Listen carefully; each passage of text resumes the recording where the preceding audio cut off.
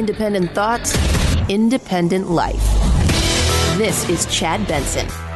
On this road to recovery, millions of Americans are closer to getting a financial lifeline. Lawmakers in a politically divided Congress finally reaching a deal in the Senate on President Biden's $1.9 trillion stimulus package, but with concessions. Yeah, concessions, of course, because, it couldn't have been $4 trillion. There had to be some concessions. Money's coming.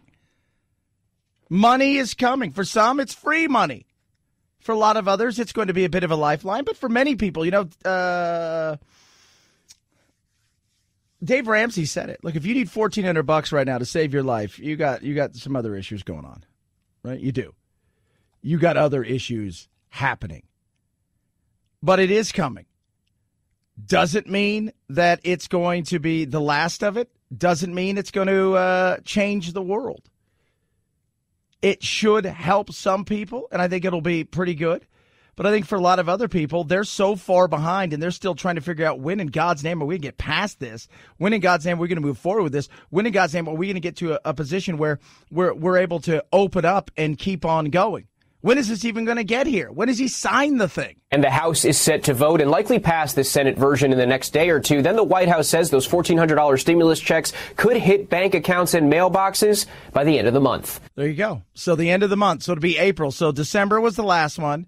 So they went January, February, March, for all intents and purposes, or early April. So it's been about 3 months to get this thing done. Does it help?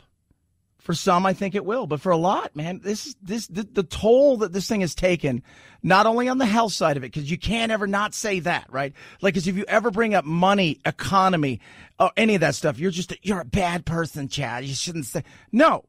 The toll that it has taken on all parts of our lives, from, yes, the economy to, yes, schools and children to many other things, is huge.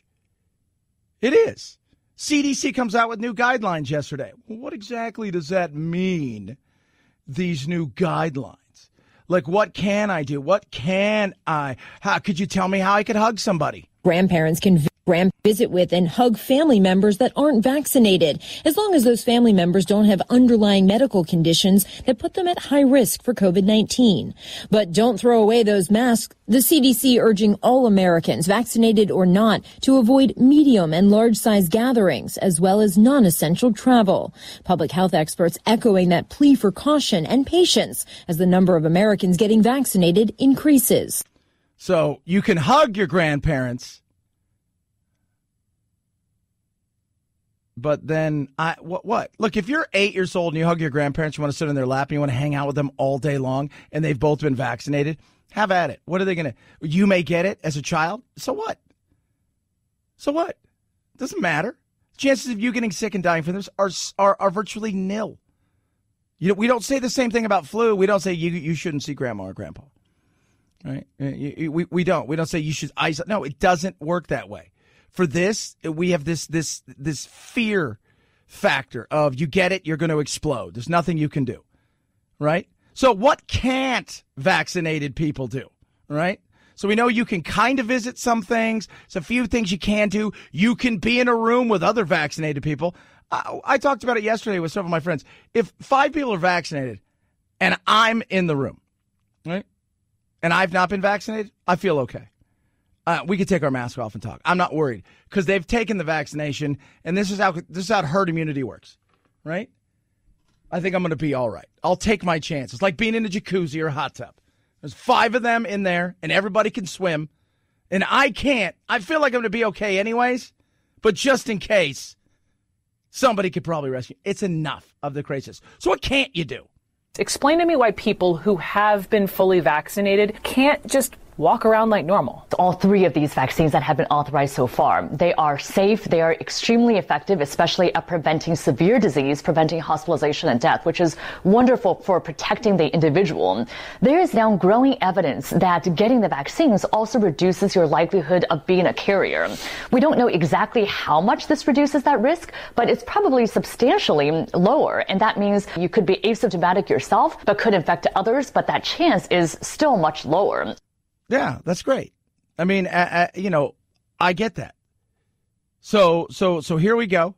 So you can't do that. So mask on still, walking around. Got to make sure we know all of these rules, which arbitrarily could change at any time, right?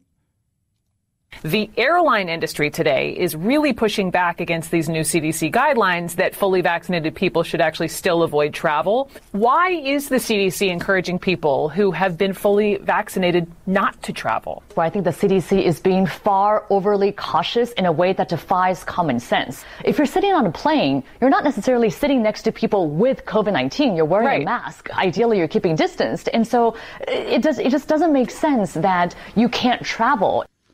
Once again, arbitrary, bizarre. So wait, I can't travel, but I can see grandma and grandpa, give them a hug.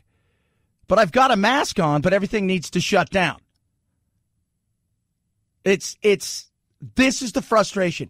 We want clarity, nothing nebulous. Clarity. Give me something. What's this? What's that? What's it look like? Show me something. Let me make a decision from there. It's this kind of bizarre, nebulous, I'm going to throw it out there, and however you take it, you take it. Did I say that? Did I mean that? It's nuts, right? It's completely insane. I actually would go further and say that people who are fully vaccinated should be able to travel, should be encouraged to travel. And that's one of those incentives that we can give as a way for restoring freedoms, that you are now able to travel and go visit your loved ones and go to museums and cultural institutions once you're fully vaccinated. And by the way, that's the thing that scares you right there. It's the way that we restore freedoms. You should never take any of the freedoms away anyways. You're not restoring anything. Should never have been taken away. It's nuts. What the hell are you thinking? And like I say, I understand at first. It was a year ago. So the 11th was go time a year ago. We're a year into this. A lot of places, kids haven't returned to school. A lot of places, kids are still struggling. Businesses are struggling. Certain industries in certain areas of the country are absolutely on their back foot, needing some sort of lifeline, not sure even how to go day by day, how to operate. I was talking to my on-air partner for my local show. He said, we went out the other night because, Arizona, it's weird. There's another one of these nebulous things. Doug Ducey, the governor. So on Friday, he said restaurants and everything can open fully, but still have to follow guidelines, which makes it essentially impossible to open fully the way that it was. And there was no real clear roadmap. And he goes, his wife and him went out to dinner, and he said, first place was a zoo. We weren't going to go there. He said the second place, there was nobody in there. And we said, are you guys open? And he said, yeah, we're open, but it's going to take you about 20 or 30 minutes. We don't have any servers. We didn't know what, exactly, what was going on and how do we approach any of this stuff. And because there was no other guidelines. And the other place, he said it was, slow again. They didn't have enough servers, didn't know what to hire for or to bring back people don't want that. They just want, hey, look, A, B, C. Simple as that. Things can happen in between there. But bizarre things like, well, CDC says you can hug grandma and grandpa, and if everybody here's been vaccinated, we think it's okay to get together, right? But don't fly on an airplane. You wonder why people get frustrated? All they're looking for is a little clarity. That's it. They're not looking for a ton, a little clarity. But you treat people like idiots, what do you think they're going to act like, right? They're going to act like kind of idiots. They're going to get frustrated. I mean, God, some of this stuff yesterday from the CDC was so bizarre. It was just like, what can and can't you do? How do you go about doing things? Can you have dinner? If you and a friend or you and a family member are both vaccinated, you can have dinner together. How about this? If we're not vaccinated, as a human being that's a grown adult, I can still have dinner with somebody, right? So producer Phil comes out to visit me, even though he's not supposed to be on an airplane, but he decides to brave the warnings by the CDC, and he flies out here. And we want to go grab a bite to eat. I'm going to go grab a bite to eat, whether or not we're vaccinated. That's dangerous. It's not dangerous. It's not. This is the stuff where you just sit back here It's crazy. What about meeting other vaccinated people? Fully vaccinated people can visit with other fully vaccinated people in small gatherings indoors without wearing masks or physical distancing. What if 1,000 of us want to get together and every one of us has been vaccinated?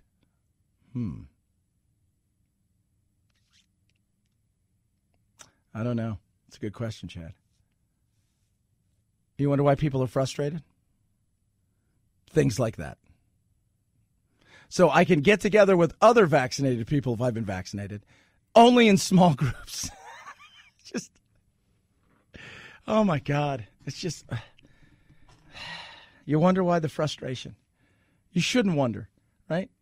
You shouldn't. You should be pissed. You should be angry. You should be looking around saying to yourself, this is a nightmare, and the direction we're getting is mixed messaging at best.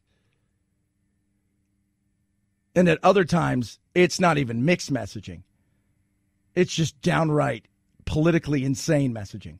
323-538-2423 at Chad Benson Show is your Twitter. Tweet at us, text the program. Hope you're doing well. AMAC, Association Mature American Citizens, fastest growing over 50 organization in the country. Out there fighting on your behalf. You know, like we talk about cancel culture. I tell everybody, you know, stop with cancel culture. It's punishment culture. It's also censorship. AMAC's out there fighting to make sure your First and Second Amendment isn't taken away with. You just heard somebody earlier say we can restore some of your freedoms. That's the insanity that sorry, they weren't yours to take. That's what they're out there fighting for. On top of that, they got retail, restaurant, hotel discounts, travel discounts, discounts on everything you can think of. Plus, they can help you. Maybe you're ready to take Medicare or Social Security, but you're not quite sure what to do. You can call them up. They'll walk you through every single step. Maybe you're under those ages, but you need health care. They can help you with that as well. Find out what they can do for you. Get all of the benefits at $16 a year. AMAC.us/Chad. AMAC.us/Chad. AMAC.us/Chad. Chad Benson Show.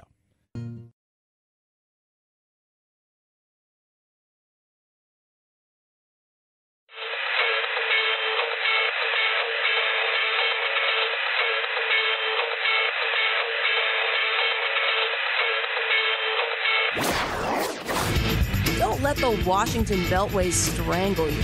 This is where the exhausted majority comes to refuel, realign, and reevaluate. This is Chad Benson.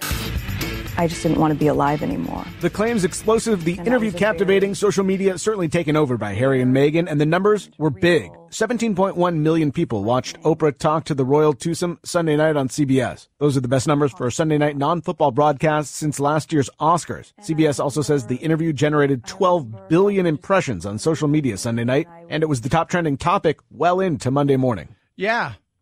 So they paid a ton of money to get that. CBS paid anywhere between $7 and $9 million for the rights. They charged about $350,000 a spot, which is double normally what they charge for a 30-second spot. At the end of the day, who won? Oprah. Who always wins? Oprah. She's got it all together. She gets it. She comes out. Now the question is, did you believe everything Meghan Markle said? Because it's very interesting. A lot of guys are like, I think she was telling the truth. I talked to a lot of women yesterday like, man, she's a liar. I don't like her at all. And I was like, oh, that's interesting. Yeah, I can see through this. She's full of crap. She's lying. She's playing a game. Maybe. I don't know if I believed everything that she said. But I also look at this and I say to myself, yeah. I think a lot of it was put on for Oprah. I think she controlled the conversation as much as she could. And the Queen being the Queen, just like, oh, just relax. The Times of London this morning reporting that the Queen last night refused to sign off a prepared statement that officials hoped might de-escalate tensions. She was believed to want more time to consider her response. Some royal commentators are speculating that there will be a dignified silence. I think that will be really quite difficult for the palace to do nothing after those allegations of racism, especially after they launched an investigation into bullying. Yeah, apparently Meghan doesn't treat her staff as well. You know what I think it is? And I had a talk last night with one of my buddies who's covered the Royals. It's between Kate and her. It's a lot of the stuff. Kate and her. Kate Middleton, William's wife. It's a lot of what that is. You know, the brother's like, dude, why can't I just get along? I don't know. I mean, we used to have fun. It's not anymore, right? You know, do all the stuff, go skiing and everything. He's awful. I think a lot of what it is. Plus, I think the other thing is she wants to live her life. She wants her cake and eat it, too. She wants to be a princess. And I don't think Harry wants it. I don't think Harry wants to be king or prince. But she wants to be a princess, and she wants to be an actress, and she wants to do her own things. She wants to do all of it. And, when you work for the Royals, you're part of that family. It's like, this is what you do. She's like, well, I don't want to do that. Okay. Apparently, Harry wanted to go over there, and the Queen's like, no, I'm busy this week. Oh, sorry. Huge ratings, though. And Oprah comes out because Oprah's Oprah. She gets it. She understands. She gets it. You want to see somebody who could be president? That's a start, but Oprah would never do that. Like The Rock flirts with stuff like that. I'm like, dude, why would you do that? Why would you do that? At best, 40% of Americans are going to hate you. That's at best.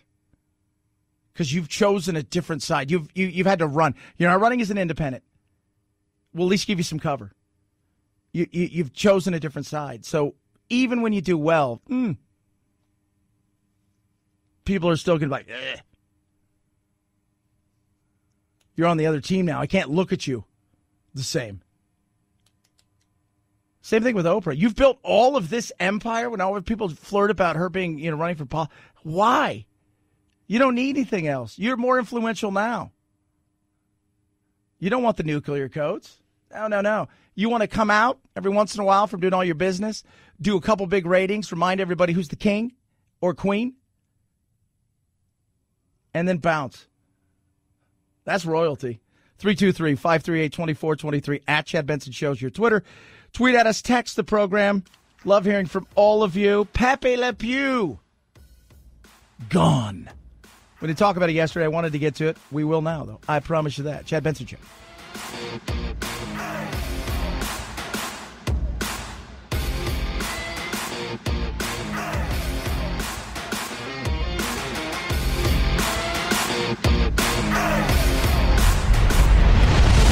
The Chad Benson Show.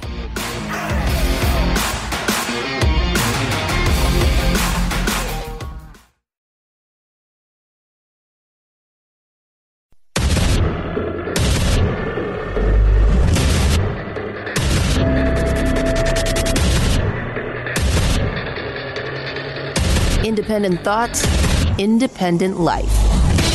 This is Chad Benson. We think that immunity lasts for at least 9 to 12 months after recovery. So I think it's reasonable to say you can treat people who've recovered similarly to vaccinated, but we know less about that. Yeah, well, we don't even know how long has anybody really heard how long the vaccine lasts? Like, you got vaccinated, and good for you. Well, how long does it last? Next. I don't know. I don't think. I've heard everything from could be 6 months, could be a year, could be 9 months, could be 3 months, and you may need a booster. I don't know. Because, and I know the data's coming in and it's fresh and it's new, and along the way they're going to be perfecting these and adding more things to them, and it's going to be just a cosmic cocktail of fun and frivolity. But I can't tell you how long they last. And, so in theory, I have till next Christmas if it lasts 9 months to a year. If it lasts a year, I have till next Christmas. Or till at least October. At least October. But I think that is something important to know when this will work. Like, a lot of people should know. Look, okay, so people have had it now for a while. Some people got it early, and they, how much are we testing people, let's say, a year ago who had it? To see if they react to it. Because you can test for the antibodies. So I was talking to my doctor a month ago. He says, look, you can test for the antibodies, but a lot of times, because they have memories, they may be dormant. You won't even know. Some of the antibody tests won't even work. And we talked about the lady who was tested for the Spanish flu. She survived the Spanish flu, and she still has the antibodies for it because those cells and everything, those antibodies, they have memories, and the memories come alive. But you're not, it's very interesting the way that they do that. But those things are good things to know, right? I think we can all agree. Like, hey, solid thing to know there, how long this will work. That's all we're asking. Secretary Yellen on COVID relief because we need to get back out there. This is a tremendously important package that will bring hundreds of millions of Americans the relief they need, provide the money we need to vaccinate our population to get the pandemic under control. It will provide the resources that schools need to operate safely. Yeah, that's good. I mean, because the schools are chomping at the bit, right? I mean, they just can't wait to get back out there. Causing growing anger among some parents here, LAUSD, with over 600,000 students, has no plan in place to resume in-person learning. Every labor union has agreed to return except the teachers who are still refusing. Superintendent Austin Butner saying he's hopeful for a deal soon to get campuses open again. Our goal is to do this as soon as possible and in the safest way possible. Many smaller school districts here in LA County have gone back to in-person learning. So, why do you need a deal to go back? I'm just curious. You have a deal. Why do you need a deal to go back? Just anybody? But they're providing money for the schools. I know, but anybody? Because it's not about the pandemic at this point. Teachers are getting their shots. A couple of my friends work in the LAUSD. They've already gotten the shots. They've had their shots for several weeks now. Gotten both. There's no plan to go back. Why am I giving you something if you're not going to, like, why am I doing that? Well, it's for other things. Or it's racial justice and equity and all this stuff. And it's like, why am I giving you a deal to go back? You signed a deal. Right? So you signed the deal. You should be in school. Kids are suffering. You just heard Janet Yellen. We're giving a ton of money out there to get kids back in school because they need to be back. Kids are suffering. Big time. Becky Phillips. Single mother Becky Phillips says her daughter had struggled with anxiety and depression for years, but it dramatically worsened during the pandemic. She kind of shut me out and, would just be in her room alone and cry, and she's very anxious about everything. Then one day in January, Becky's motherly instincts kicked in. So I tried to text her back and her phone was turned off.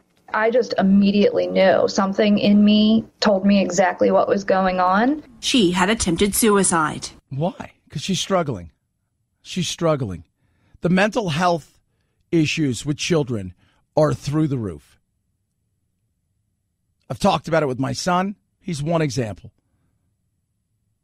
of hundreds of thousands of kids that are struggling. Are some doing okay? They are. But it's not about the schooling side of it. I think this last year has been a wash. I think we can kind of all agree on that. It's kind of been a wash. Few kids have done okay. Most kids kind of fell behind. At best, they kept their head above water. And for a lot of kids, they're super left behind. You want to talk about equity in school, the longer you stay out in certain areas of this country, the worse it's going to be. You're going to see that inequity completely grow. Because the haves, they've got opportunity and things in front of them, and the have-nots, who you say a lot of times you're doing stuff for, are falling further and further behind. That side of stuff's a bunch of crap. This is why we're staying out of school. These kids are suffering and not being around each other. I mean, it's so hard on them. Finally, after my son had his meltdown, he's 10 years old. His mom and I are just like, you talk to the other parents. They want to go to the park and play all day? Let them. Right? There's a day they need a mental health break where they all go play and not worry about them not being around other kids that have been vaccinated, not vaccinated, the parents, this, that, and the other. The parents are fine with it. Let them. They need it. He's hung out with his friends 2 or 3 times in the last week. His attitude has changed tremendously. The rise in depression and anxiety and suicide that we've seen during this pandemic have been staggering and deeply concerning because even before the pandemic, we were struggling with a very high rate of mental illness, including among our children. Yeah. it's tough. And when you don't have anybody to turn to, when there's nobody there, right? Because after a while, mom and dad, you're not talking to them about this. You would talk to some of your friends. You would talk to another adult.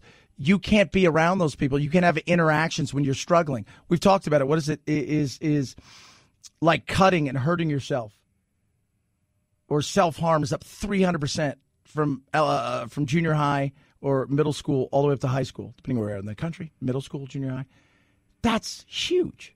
Parents like Becky think isolation during the pandemic, including the isolation of online learning, is a major factor. She had always gotten really great grades, and then after all of this, her grades just plummeted. I really had to help her a lot just to get her to pass her sophomore year at the end of the year last year. So the stress of the school, the online school, and not being able to see her friends, not being able to go anywhere, just really, really tough for her. It's tough for a lot of kids, and she's one of many moms who are voicing those issues, who are frustrated, who are looking at some school districts and saying, why aren't you opening?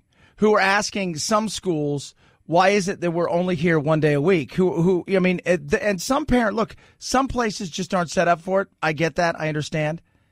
And I think once the teachers are vaccinated, you need to be back in school. I mean, am I wrong there? If you get pushed to the front of the line, I think the thought process is, hey, let's get these people to the front of the line because they are going to be interacting with children. It's about keeping them safe, and it's about helping us along the way and getting them back in the classroom. And then you get a lot of these places like, nah, you know what? Our unions are going to deal with it. It's crazy. And it's very pick and choose in certain parts of the country. It's like, okay, this district's going to be open, but this one's shut. This one over here is going to be open, but only this school. Then you talk to people like charter school's been open all year. My little brother goes to a private school. He's 8. He'll be 9. They haven't had one breakout. They haven't missed a day. It's like, well, why do they do it and they can't? And they'll come up with some bizarre, oh, well, it's because this, that, and the other. It's frustrating. It has. So many people pissed off. And the thing that I've been talking to a lot of my friends who are teachers, and they get frustrated at the union as well, is they are starting to realize, look, this is going to come back and bite us in the ass. We're going to go ask for money, as we do every time there's a vote coming around, every election, some sort of new bill to raise tax or do something. And what are they going to say? No, we remember this. People are frustrated. Teachers are frustrated. A lot of them want to get back. There's some out there that don't. They're nervous. They're scared. That's understandable. But at some point in time, you got to get going, right? Because this is going to hurt our children in ways that right now we're not seeing educationally, but we're going to. I mean, you know how hard it is to come back from summer? It's like you're in 8th grade, 9th grade. You just come back from summer. You're like, whoa, dude. Just hanging out. But you just nothing. I didn't do anything. Traveled, played soccer, blah, blah, blah. That first week of school, you're like, I didn't even know how to write my name. They better teach me that again. It's like you got to go through the whole thing. Imagine this. That's going to be just crazy. I hear you, parents. I hear you. I get it. I know you're frustrated, and this isn't always on the teachers. A lot of times there's union and other things involved. But if I'm teachers and I want to be back in the classroom, I'm doing everything I can to let everybody know we need to be back in the classroom. Look at it from the political side of things. Parents aren't going to be your pals anymore. You don't want them as your enemies because they're voters, just like you are. 323-538-2423 at Chad Benson Show's your Twitter. Tweet us. We're going to talk about Pepe Le Pew in a minute. And I'm going to come at you in a totally different way with Pepe Le Pew. Pepe Le Pew, hello there. In a much totally different way, in a way that to me is very frustrating when I see the way that people report on a lot of this stuff and the cancel culture and stuff, because I think a lot of people are missing the mark. 323-538-2423 at Chad Benson Show, Twitter. Raycon, best earbuds around. Going to go do a little golfing today, as I tend to do in between all my shows. Go out and hit a bucket of balls. I played so much golf. So I golfed Friday with some clients. I golfed all day Saturday. And when I go on golf, I just think, I'm going to go play 18. I'll probably get there 2 or 3 hours, and I will work on everything from putting to stretching and, hitting buckets of balls and all my chipping and all that stuff. I did the same thing on Sunday. I still have like 30% left of my Raycons. That's how amazing these things are. They never fell out once, and I can swing it. They never did. Even when I'm doing some workouts, like where I'm running and doing some other stuff, none of that stuff. I never miss any of the sounds. It's just incredible. Try them for yourself. 45-day money-back guarantee. There's no stems. There's no wires. There is none of that things. And it's funny. I was hitting balls, and this guy is saying something. He's saying something to me, and I finally turned. He goes, "Oh, you got things in your ears." I said, "Oh yeah, they're my earbuds." He goes, "I didn't even see them." That's how amazing they are. Best sound, best quality, best design. These are the earbuds for you. Get yours now. Save big too. Well under $100 is what they start at. I'm going to save you an extra 15%. BuyRaycon.com/Chad. BuyRaycon.com/Chad. BuyRaycon.com/Chad. Chad Benson Show.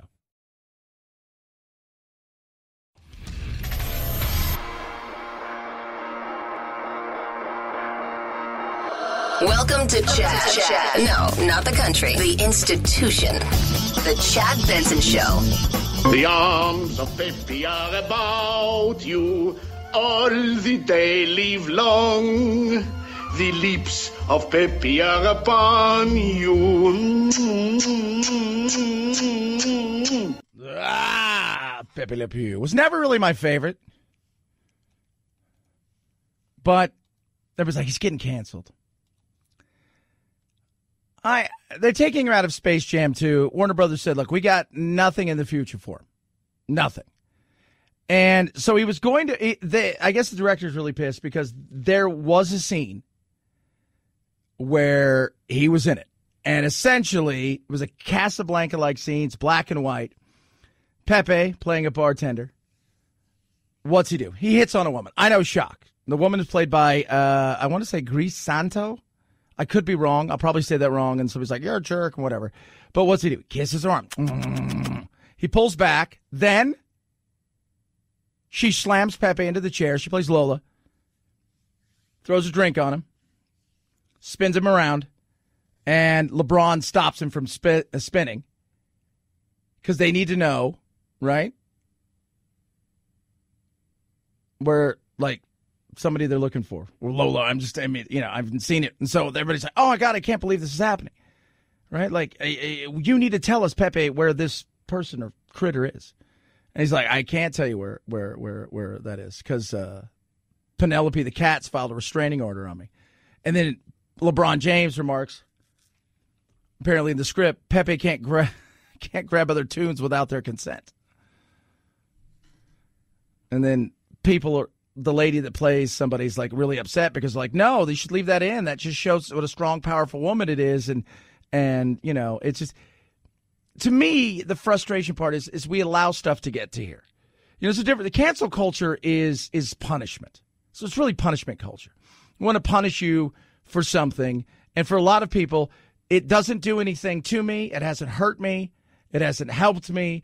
It hasn't offended me, but it's about being on the right side of something, and as far as they're concerned moralistically, it's about punishing people.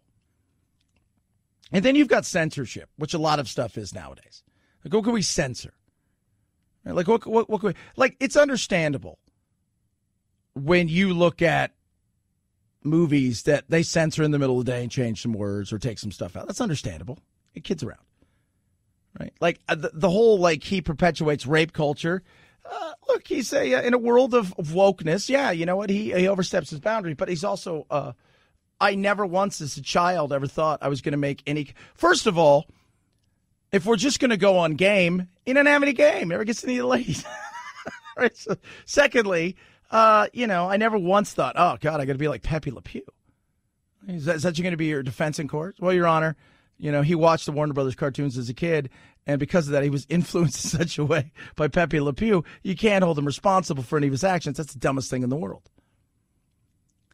But then you got the censorship, which is the real thing in a lot of ways, which is things like what took place with Dr. Seuss. It's not easy. Nobody canceled Dr. Seuss. You could still go buy his books.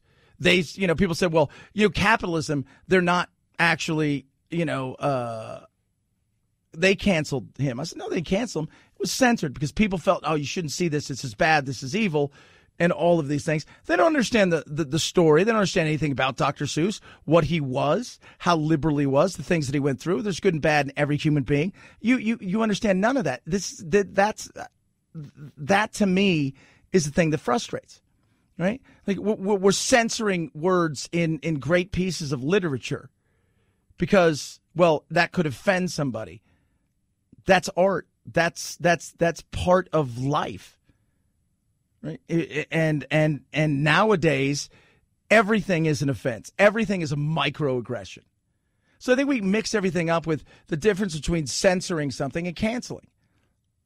Like canceling, when people cancel, a lot of times it's an average person who's done something stupid. It's been caught on film. It's done something heinous. And now it's out. Well, let's destroy this person's life. Let's cancel them. We're not censoring them. We're canceling them. But when you take away certain things, and allow some others, that to me is more censorship, which is scary. 323-538-2423 at Chad Benson Show is your Twitter. Tweet at us, text the program. I do love hearing from every single one of you. Chad Benson Show.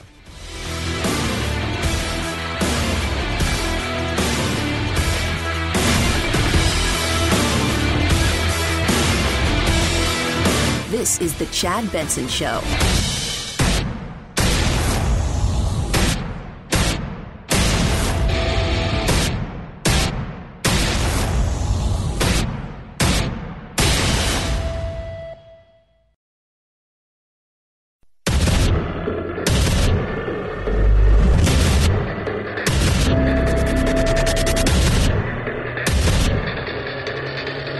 Independent thoughts, independent life. This is Chad Benson.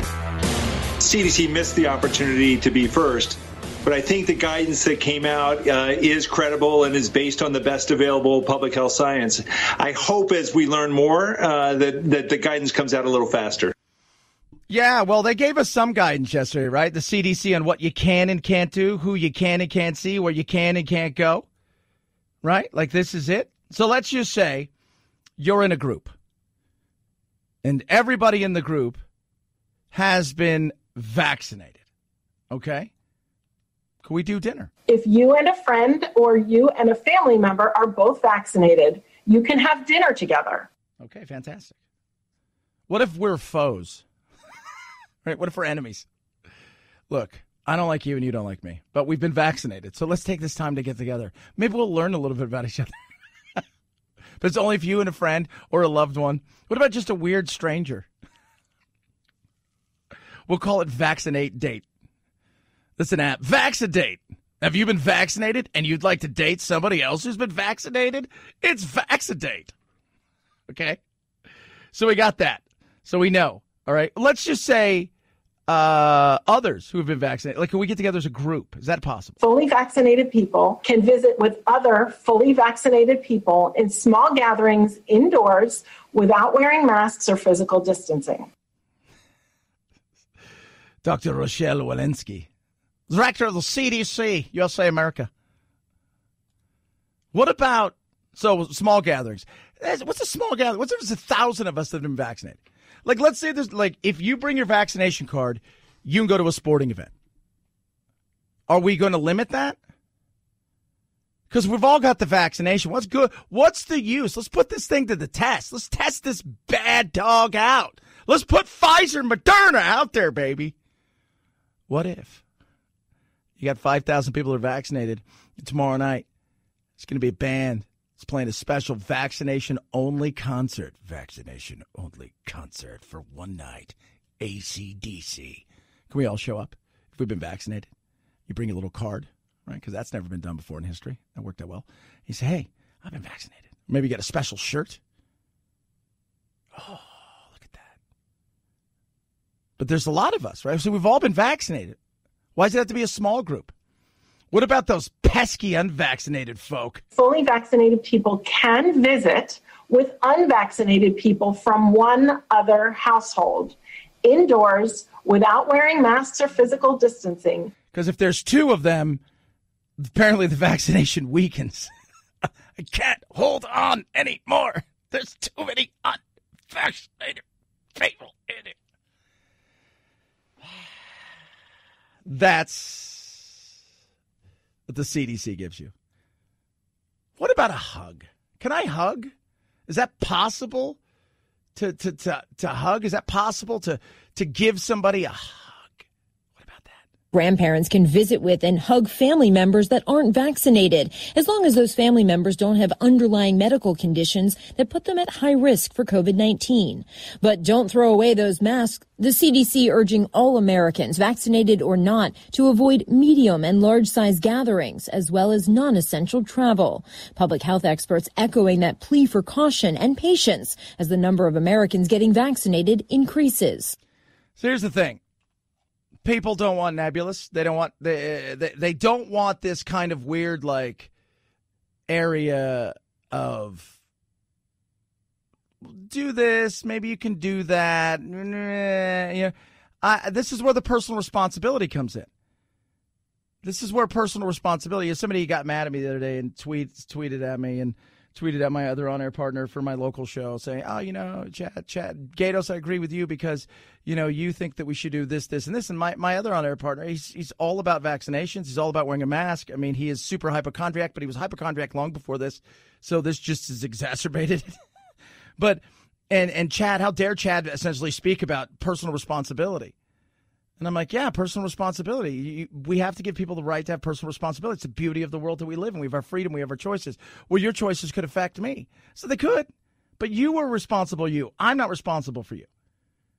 And I said, we give, people choices. And he's like, people have choices and personal responsibility, but they still drink and drive. I'm like, yeah, but we're not taking away their choice to drink. According to you, we should just take it all away. What's the old phrase? Those who are willing to give up a little safety for security deserve neither. And I think there's a huge point in that. We can be responsible. We can. We don't need the CDC director to come out and go, okay, if two of you have been vaccinated, you could be in the same room. But if a third person comes in and you're unaware of that person being vaccinated and or they're only through half a dose, both of you flee. That's just, it's silly. It's silly. People want to get on to living. They're also sick and tired of these bizarre, not quite sure what that is rule. Like, what? Wait, huh? Like, I can't do it. What can I do? I can't go anywhere. I can go somewhere. And they just allow people to make some choices for themselves.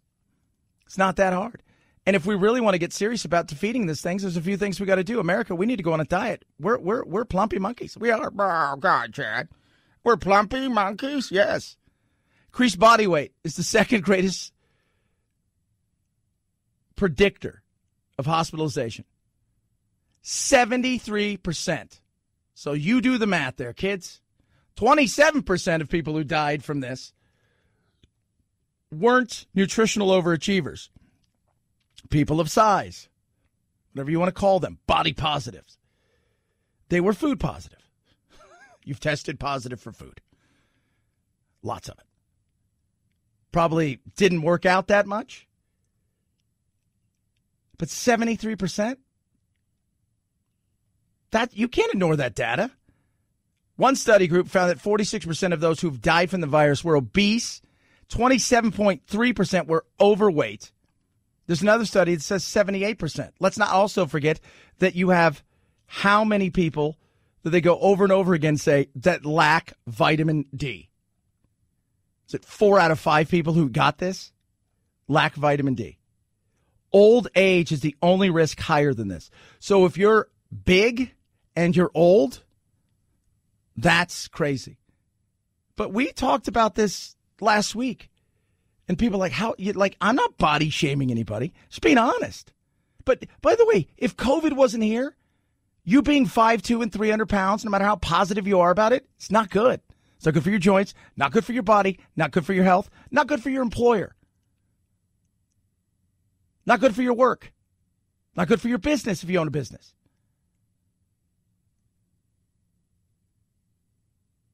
Oh, don't say that, Chad. You're being a jerk. Maybe. But that's some honesty. I think we could all take a look in the mirror and go, you know what? We could all lose a little bit. We could all be a little bit healthier. I don't think anybody's asking anybody to be. And I think some of those BMI things are crazy, right? Like they're like, okay, you're 6 foot. You should be 82 pounds. It's like, what? Yeah. Like Michael Jackson he's a piece. I mean, no. But right? Like if you struggle putting on your shoes, right? Like if you're in the middle of breakfast, like, I wonder what's for dinner. I mean, there's real things that we can have conversations about. And that's a tough conversation. You got to handle it with yourself. Why do I eat so much? Sometimes out of boredom. Sometimes it's pent up anger and frustrations, a lot of different things. But taking care of yourself takes care of you in the long run. It's like your car, right? You take care of your car when you're supposed to, how you're supposed to. You find out more often than not, that car will take care of you. But they'll ignore this. This won't be talked about. We know how many things through this thing, the people that were susceptible to this, the elderly were always, because you know what? They're susceptible to the flu. Oh, yeah, they are. Absolutely. And now we have a nation of nutritional overachievers and people getting older. And that is not a recipe for success. They've had enough recipes. 323-538-2423. At Chad Benson Show, your Twitter. Tweet at us, text the program. A lot of people watched it. The royal fallout continues. Big time. Was there a situation where there was a comment about the color of the skin? They didn't want to make Archie a prince. Do you think it's because of his race? And I know that's a loaded question, but I can give you an honest answer. In those months when I was pregnant, so we have in tandem the conversation of he won't be given security, he's not going to be given a title, and also concerns and conversations about how dark his skin might be when he's born. What? Hold up. There's a conversation with you? With Harry. About how dark your baby is going to be? Potentially, and what that would mean or look like. Ooh. Is that true? Did the Queen or somebody about them ask? First of all, I don't think the Queen had really anything to do with a lot of this stuff. I don't think she's probably, I have a grandson, another one. It's like Charles is close. If you guys know anything about Charles was way closer to his nanny than he ever was his mom. Like his mom was, he was not like, Mom, could I have a discussion? It was never any of those things. Are there people in and around the royals, the keepers, if you will, the PR people and stuff like that, who, their goal is let's protect the monarchy and all of this stuff. This is my duty. Like there is about people around the Pope, right? Around the Dalai Lama. Yeah. Is that possible? Absolutely. Then Oprah talks with Gayle King afterwards about the races. Was it a royal? Was it somebody else? There's a big guessing game all around the world. Who was it? Who was it? Who was it? And I thought it was very touching that Harry still is choosing to protect the identity of whoever that was. He did not share the identity with me, but he wanted to make sure that I knew, and if I had an opportunity to share it, that it was not his grandmother nor his grandfather that were a part of those conversations. That it was not his grandmother and Prince Philip, you said? He did not tell me who were a part of those conversations. Right. As you can see, I tried to get that answer. Yeah. If it was anybody, if it was supposed to be a royal, I don't think it was his brother. I don't think his brother's that much of a Richard. I just don't think it was. I don't think. Could it have been Kate? Because I think the battle goes on between those two. I think it's Kate and Meghan. That's me. I think Kate and Meghan are the ones who are the fighters amongst this. One of them is Yoko Ono. 323-538-2423. At Chad Benson Show is your Twitter. Tweet at us. Text the program. Oh, don't have your house stolen. I know that sounds weird. Like people always ask me, does this really happen? They'll say, Chad, I don't. And then you send them all kinds of articles. Yeah, like this is what happens. People really do have their houses stolen. And it's crazy. It's not stolen where somebody rolls up and they're like, I got a great idea. We're just gonna put this on the back of the hitch and drive it away. It doesn't work like that. What happens is they go on to the county recorder's office. Everything's public records, and nobody's watching any of that stuff. So it's free for everybody to get. They pull those records, they find out who you are, your address, and then they just start basically title hunting. And they forge signatures, and then from there, they have control of your house. And you don't know about it. You're just doing your thing, and then all of a sudden you start getting phone calls.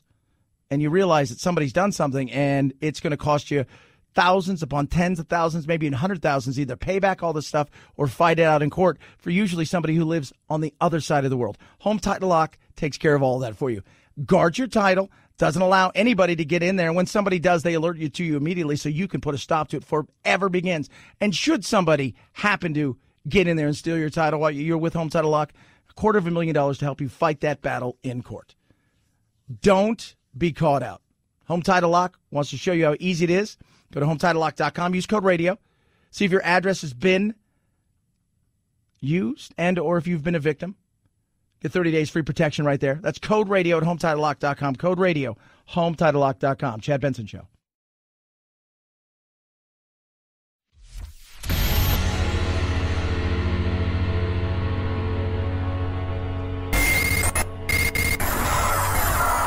No fake outrage here. Just the real thing. The Chad Benson Show. 5, 4, 3, 2, 1, 0. Ignition. Liftoff. Now it's time to find out what's trending. What's trending? Yeah, what does that mean? I mean something, right? Like it's trending on the old internet. What's trending? Let's take a look. Ratings are in for Oprah with Meghan and Harry. Huge ratings. Massive ratings. Huge ratings for her. We've been joking all day. Who's the winner? It's Oprah. Who comes out the best? Oprah. Two German shepherds belonging to President Joe Biden and Jill Biden returned to the Biden family home after aggressive behavior at the White House involving Major Biden. The dog's name? So, but then apparently they're coming back tomorrow. I don't know what this is. I don't know what this is. I need to know what this is. Thomas Markle, Meghan Markle's dad. People are talking bad about him because, he's sold stuff to the tabloids and all this stuff. It's just, you just sit back and you're just like, oh, God. It's family, man. It's family. Like this shit, It's family. What's going on? It's just a bigger thing. They got a bigger house to be mad at. Some people get pissed off in a palace. Other people pissed off in a trailer. Doesn't matter. Burger King should have been Burger Queen for the day. Because I don't know who thought this was a good idea. Women belong in the kitchen on International Women's Day. Jim, I thought that one out. I thought it was going to be really good. That fell. That didn't work. Oh, God, guys, I'm sorry. Dak Prescott trending on Google. $160 million a year. $160 million, 4-year deal for him. I think like $120 million or so. $30 million is guaranteed. He's probably going to have to play by himself now, though. All right, Dak, here's the deal. We have given you all the money we possibly can, and the other 3 guys that you want to throw the ball to and or hand the ball off to. Which one of you can punt? All right. So you're punting, Dak. Now, who's going to hike the ball to Dak? So it's only 4 of you. It's all we could afford. It's all we could afford. Katie Couric hosted Jeopardy! I think she started out with something funny, essentially saying, I'm Katie Couric hosting this show, and I know there's several of you out there who aren't happy I'm doing it. That's it. Nobody's ever happy. Doesn't matter. And whoever gets this job to host Jeopardy! It's like what the old saying is, you never want to be the guy after the guy, right? Well, now, the guy or gal after the guy or gal. You don't. You want to be the person after that. Because following somebody who's a legend is never easy, although you look at Drew Carey, he's done it pretty damn well. Chad Benson Show. The Chad Benson Show.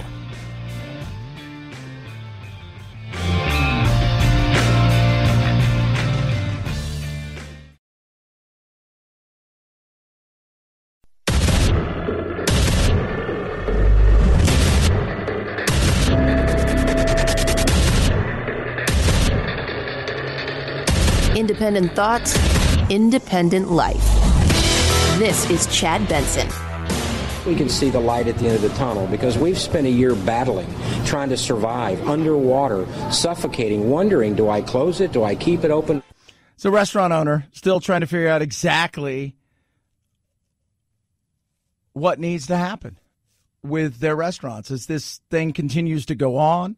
Stimulus is getting ready to be rolled out here, hopefully in the next couple days is what they're looking at getting this thing signed. And the House is set to vote and likely pass this Senate version in the next day or two. Then the White House says those $1,400 stimulus checks could hit bank accounts and mailboxes by the end of the month. So there you go. Now, what will it do? There's debate on some of the stuff that it'll do. For some people, it is a lifeline. For other people, I don't know exactly how much this is going to help them, because it's gone on long enough that they're handing you a cup and you're trying to bail out a cruise ship full of water. You're screwed at this point. Your best bet is to get a life raft and get off. That's your best bet. And then the CDC gives all kinds of weird, bizarre, like, well, do this, try that. What about here? You can go here. Yeah, you can meet people who have got a vaccination. You can be in a room with another person who's got a vaccination, but it's just people are frustrated. And it's everything from kids to adults to grandparents, right? Most of us have grandparents, or we know elderly people. A lot of them are frustrated because they feel like that they're just told, hey, you stay here. We're going to do everything we can now to protect you. And then you're like, okay, that sounds great, but we're also going to not have a chance to see you. I mean, you got people out there who've not seen their grandchildren for a year, who've been essentially stuck inside of a home, who are struggling, and it's that it weighs on everybody, and we know that. We want to see, okay, give us this is when this is going to happen scenario. Every time you turn around, it's something changes, right? Every time you turn around, something feels like it's completely different than it was, or they said something over at the CDC, which is contradicted over here by them. That's the frustrating point. It really is. Some states are just going for it. Connecticut's the latest one. Their governor, Ned Lamont, saying, we're doing this. Why are you letting restaurants go to 100% now? What did you see that gave you the confidence that won't result perhaps in more spread of the virus? We're making that change, 100% capacity on March 19th, along with stores and houses of worship, for a couple reasons. One, emphasize that which works. Masks work. 6 feet of distancing works. And we thought, frankly, we have a very low infection rate right now, plenty of capacity in our hospitals. This is the time to make the change. And I'm just going to say this may surprise you. He's got a D by his name. And it's not for being a Richards, for being a Democrat. He is not the Greg Abbotts and the DeSantis. He is not. He is a Democrat. He's like, we got to get out there. We got to start doing stuff. We got to start living. Let's do the stuff that works and that we know that works. We've got needles going to people's arms, and we need to start getting out there because it's time. Some of the experts say, listen, we're still at too high a level in terms of nationwide cases. The UK variant is spreading quickly. I mean, we have the vast majority of our population most at risk has now been vaccinated. That's 65 and above. And the majority of the people 55 and above. And that's where all the fatalities, that's where 98% of the hospitalizations were taking place. So we feel, pretty confident that March 19th is a good date that we can continue reopening. Well, what about the variants? If we are going to play the variant world, there's always going to be some sort of variant on something, right? Look how many flus they are. If that's what we're going to do, we may be stuck in perpetuity in this just giant, huge world of not quite, toe in, toe out, toe in, toe out, toe in, toe out. We got to make a decision. Some states are moving faster than I think a lot of people would like. And I go back to a lot of those people, though, they've wanted us to be in this never-ending, nope, let's wait till everybody gets vaccinated. That can't happen. I mean, go look at the numbers. Numbers will tell you through time you're not going to vaccinate your way out of this. Just isn't going to happen. So we have to make the move. Governor Lamont, Connecticut, saying we're doing it. He's got stuff to do. He thinks he's going to basketball. I'm going to the UConn basketball game this evening. I've had my first shot. My second one's in a few days. For people who are traveling, if you've been vaccinated, no need to quarantine. I would urge you, keep wearing the mask a little bit longer because you'll be surrounded by folks who have not yet been vaccinated. So it's good to err on the side of caution. But I'd like to think by this summer we'll be back to a new normal. Which hopefully is the old normal. Well, we can all hope, right? Like, that's what it should be about. But that's a Democrat. It's not a Republican. Abbott's crazy. It's, oh, my gosh, crazy. It's crazy. How, we've already known, like, Florida, like, every time you go to any news site, man, you go to Yahoo, you go to Huffington Post, you can go to Drudge, you can go to CNN. It's always a picture of a girl in a bikini next to a guy drinking from a beer bong on a beach in Fort Lauderdale and saying, this is what's going on here. That's any Tuesday in Florida. That is any Tuesday in Florida. 323-538-2423. At Chad Benson Show is your Twitter. Tweet at us. Text the program. All this chaos and craziness, there are other things going on. One of them is immigration. How well are they doing at the border? Do you think maybe we should address the border? Jen Psaki. I would say it's clear we need to work more on getting the message out and being very clear. Now is not the time to come. There is the majority of people who come to the border are turned away. Yes, we have changed the policies of the last administration as it relates to unaccompanied children, but the majority of families, adults, the vast, vast majority are turned away at the border. And that is a message that clearly we need to continue to look for means and ways of getting out, more and more out to the region. Okay. Is that true? Are there more people coming here? Yeah. In January of 2020, 36,000 people were caught illegally entering the country through the southwest border. In January of this year, Customs and Border Protection says the number was more than double that. And a growing portion of undocumented arrivals are children coming into the country without a parent or guardian.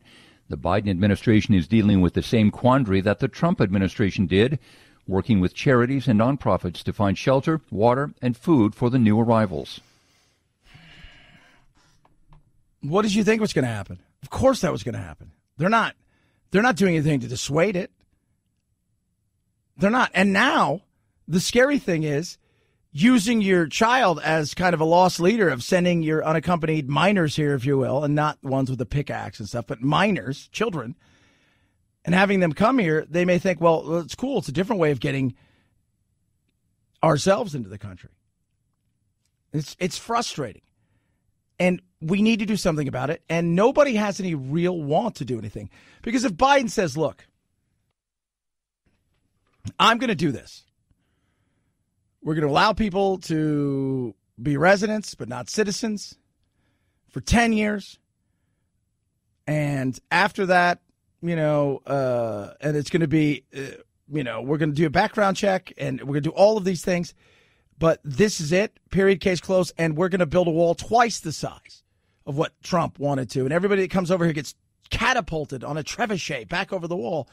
People will be pissed at him. So the best thing to do is just do nothing. Because anybody who takes anything on,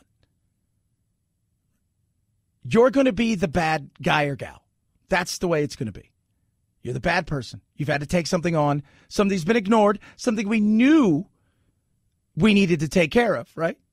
Now you got gangrene in your arm, and you go to the doctor, and you're pissed at the doctor. It's like, that's that. It doesn't matter. That was Trump. Look, I didn't like the way that Trump went about things with the kids. The right can spin it all they want about, well, the cages and stuff. Yeah, that's true. Obama built those things first. And the way that they covered it was insane compared to how they do it with Biden. But Trump took something on that was ignored for a long time. The people are frustrated. People are angry. People are baffled why most everybody knows, well, we got to have a border and we should keep it secure. And it's not that we don't want immigration. There's nothing wrong with legal immigration, and that maybe we can make it a little bit easier for some people to get in here. Those things can all be talked about. But Trump tried to stop something. And for that, he was branded evil and racist and horrible and all these things. And my grandfather passed away last year. He was born and raised in Mexico, came over here, did it right in the 60s and 70s, and became a citizen. Took him a long time, by the way, to become a citizen. He had businesses. He owned homes. He was married to my grandmother, and still took him a long time to become a citizen. When he finally became a citizen, it was like, he was just over the moon. He did everything correct. He didn't think this is what should go on, that you should just be rewarded for any of these things. There's a lot of people who are frustrated on both sides of the aisle. Nobody ever wants to deal with issues, and you can't come out and say, look, you know what? Maybe while the way they deliver it isn't very good, at times, some of the Republicans, and a lot of it, remember, messaging, storytelling, that they've got something here. That's right. I go back to that silly Family Guy thing. Family Guy, it totally leans left. They make fun of everybody. But, they were all stuck in Mexico, and then they get across, and finally, Consuela, she shows up, and he goes, oh, great, you can help us get across the border. She goes, you've been across you've been in America for a long time. And he goes, Quagmire's like, oh, that's great. But, we can all admit this is a problem, right? All politics aside, this is a problem. Yes, it's a problem. But to deal with things, you have to have conversations that are going to make people uncomfortable and want to make everybody happy. The best thing to do is to do nothing. That's it. That's the best thing to do. Status quo. Kind of do nothing. Just let it fester and sit there. If you don't look at it, it doesn't exist. 323-538-2423 at Chad Benson Show's your Twitter. Tweet at us. Rough Greens. Love my rough greens. My dog Doodle loves it. I was telling the boys. Doodle had an incident last night. He's a lot peppier and happier, but he's also really old. Doodle should probably never have lived as long as he has. And I love him to death. And we do everything we can to keep him happy and healthy for as long as he possibly, can go. And it's great to see him bouncy. It's great to see him feisty. Sometimes he gets a little over feisty.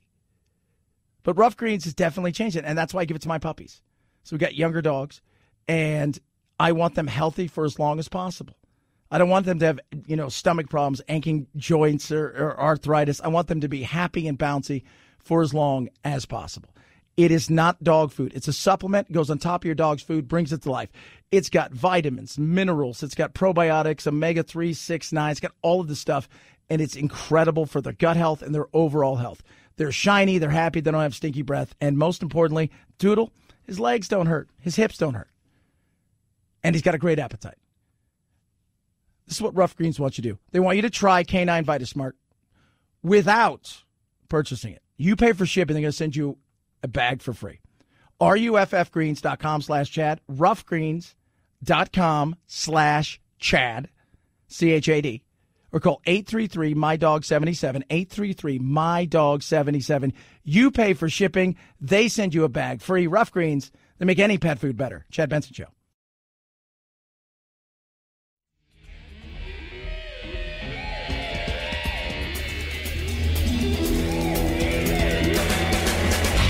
You go, boy. This isn't about right or left. This is just about right and wrong. Right you are, Chad. The Chad Benson Show. You do want as many options as possible, as many theories of your case that the jury can be looking at and accepting as a reason to convict the defendant. That right there is Susan Gardner talking about George Floyd and the Derek Chauvin trial, which is getting ready to get underway. And it's third-degree charge. They want to make sure they get a murder conviction. And second-degree murder is harder to prove. Dan Abrams right there from our former awesome show that we loved. Right, remember that? Oh, that was just, I missed that show on A&E. Dan Abrams and all of them together. Just, it was cops, but live. It was amazing. Live PD was awesome. But they want a conviction. With and you go back to something like the Rodney King thing, right?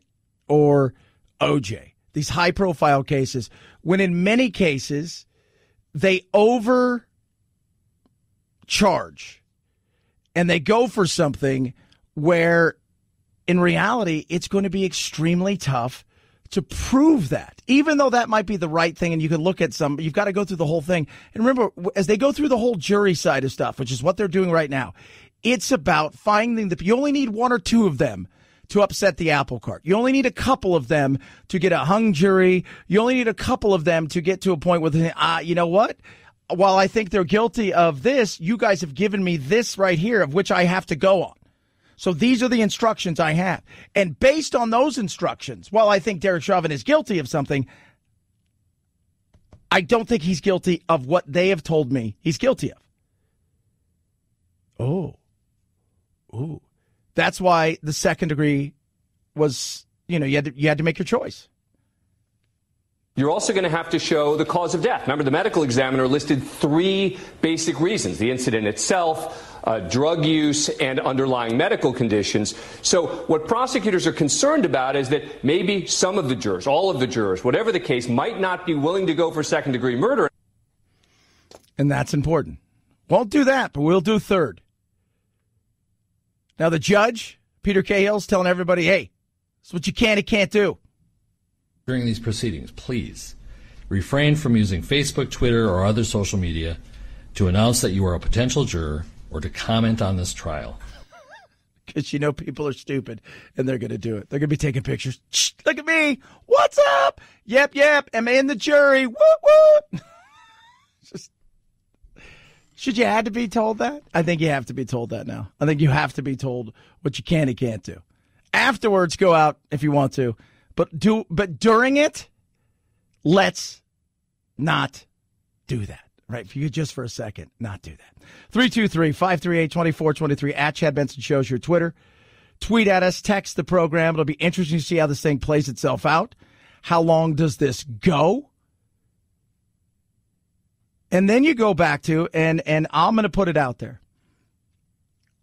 Rodney King, all the stuff that took place was never based on the incident itself.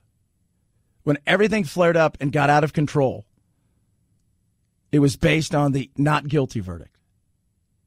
So, cities across the country, as this thing gets closer, and right now they're discussing it, how do you brace for something where people are going to be looking at this as a slam dunk? If you don't, because you have to plan for the potential of anything. That's why third-degree murder is easier to get than that. Because if you went after second-degree murder and you didn't get it, and we saw what took place over the summer, you better be ready. We'll find out how good both sides are in delivering their argument. And it's probably going to be a lot more than the video. And remember, you only need one or two to upset the apple cart. Chad Benson Show. This is the Chad Benson Show.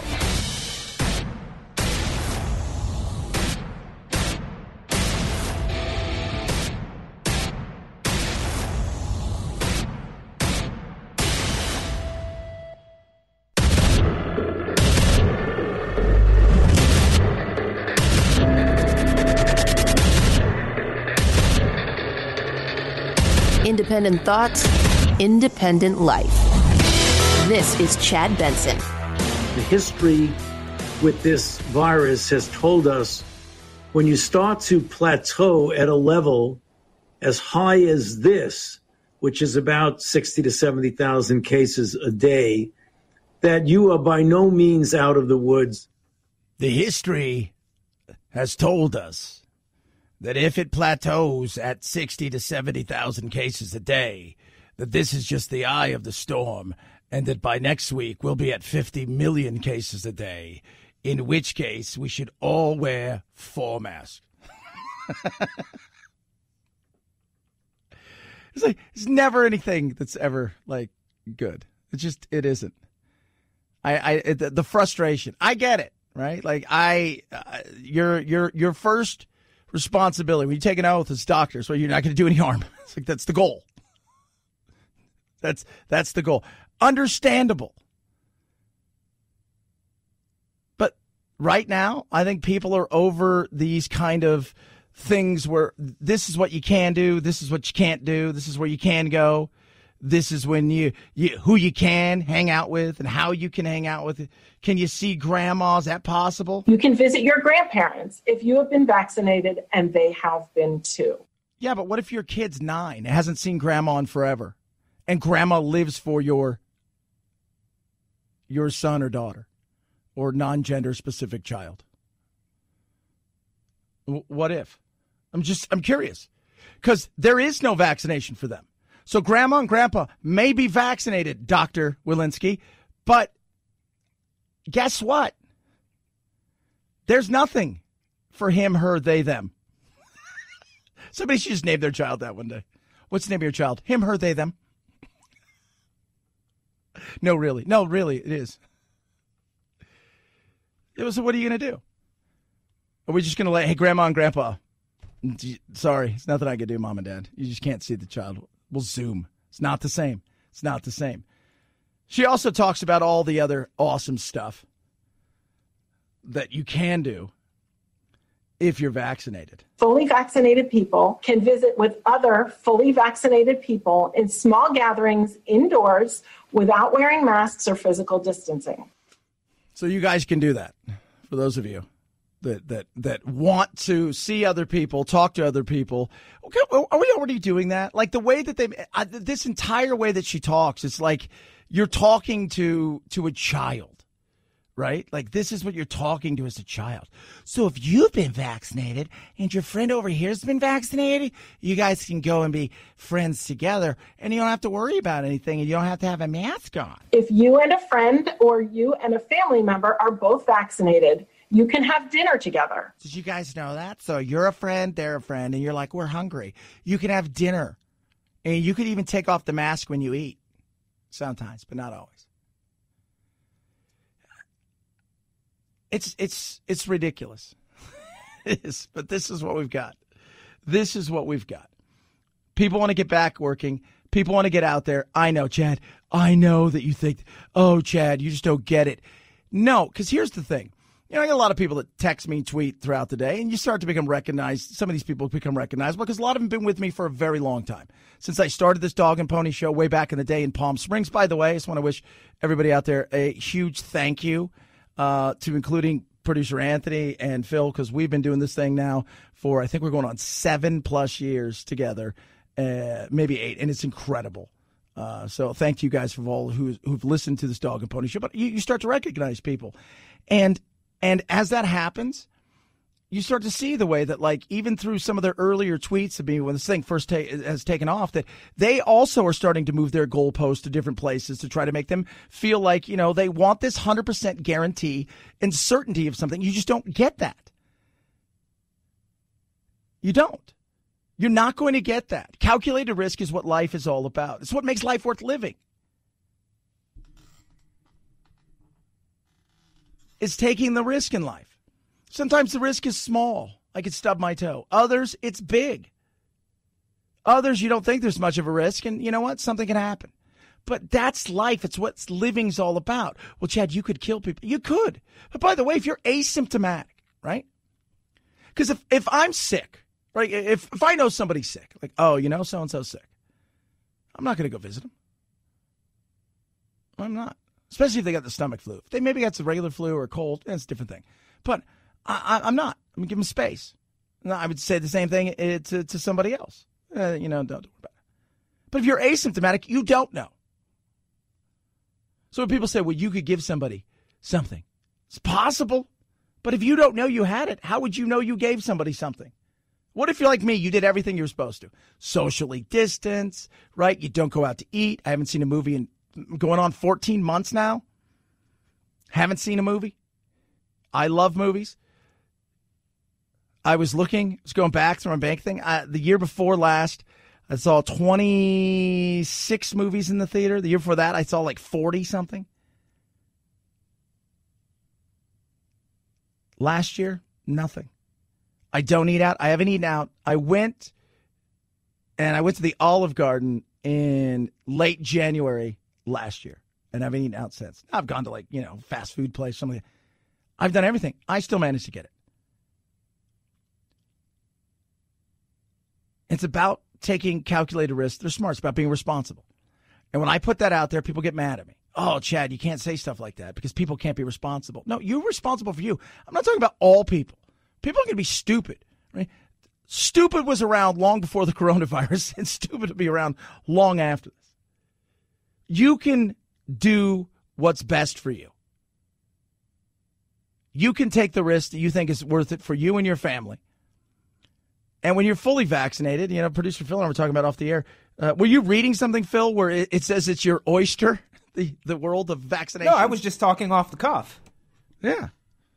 He said, the world's your oyster. It's the haves and have-nots. And there's there's jealousy out there. People are jealous of other people. They're jealous. Oh, man. They got vaccine envy. I'm like, that's crazy. And I'm like, well, what are you going to do different when you get a vaccine? Well, nothing. Well, then what's the point? Right? Isn't that it? When you have to have somebody tell you when you can hug somebody. Grandparents can visit with and hug family members that aren't vaccinated, as long as those family members don't have underlying medical conditions that put them at high risk for COVID-19. But don't throw away those masks. The CDC urging all Americans, vaccinated or not, to avoid medium and large-size gatherings, as well as non-essential travel. Public health experts echoing that plea for caution and patience as the number of Americans getting vaccinated increases. I just look at that and I think to myself, so there's 1,000 of us vaccinated. Do you want us to avoid each other because potentially somebody could be asymptomatic and had it? Well, we've all been vaccinated. What's the use of getting the vaccine if we can't put ourselves in a position of living our life? That's. I don't think there's anything wrong with that. And if I had a place and I owned a business where you came in, there was a service there, right? You have a restaurant, whatever it is, and you've been vaccinated, come on in. I'm not going to ask you to wear a mask if you don't want to. I'm going to let everybody know people aren't wearing a mask have already been vaccinated. You've got nothing to worry about. Well, they could be asymptomatic. They could be. But so could you, who's wearing the mask. It's about getting ourselves back out there. And that is going to be tough because we're going to be taking a step for a lot of people of something that over the last year plus, people have been doom scrolling, hearing nothing but bad things about, watching people politically fight over this. And it's something you can't see. And so people are going to be wary already. And you've got an economy that has been absolutely crushed, especially certain sectors. And that may take, for some, years and years to come back. For others, they'll come back a little quicker. And some certain parts are going to maybe never come back the way that they were. But we got to take a step. Vaccination's one of them. People who've already had the virus and have tested positive for the antibodies, that's another one. That's part of it. It's not just about vaccines. Us getting to herd immunity is going to be a combination of both. 323-538-2423 at Chad Benson Show is your Twitter. Tweet at us, text the program. George Floyd case is underway. They're kicking off this is the part of the trial where the judge is giving everybody who's the potential jurors rules, like don't post on social media. Because of the nature of the charges, this case will receive media coverage. Do not read about this case in the newspapers or online, and do not listen to news about it on radio or television. I think for a lot of people, that's going to be tough. It's going to be tough. Like, what do you mean I can't? Like, because especially if, where are you going to be able to, what are you going to do? Because it's 24/7. You're not going to be able to go on to if you have fake, don't go on social media. Well, then don't post on, it's all of those things are going to be tough for human beings to do because it's so ingrained in us. There's a study out that came out last week about how we as human beings, when it comes to social media, are like rats chasing the cheese, always looking for the cheese. When it comes to likes and all these things, people do that. And it becomes second nature. First thing we do in the morning is we reach for our phone. Start scrolling Facebook or Instagram or going on to the news.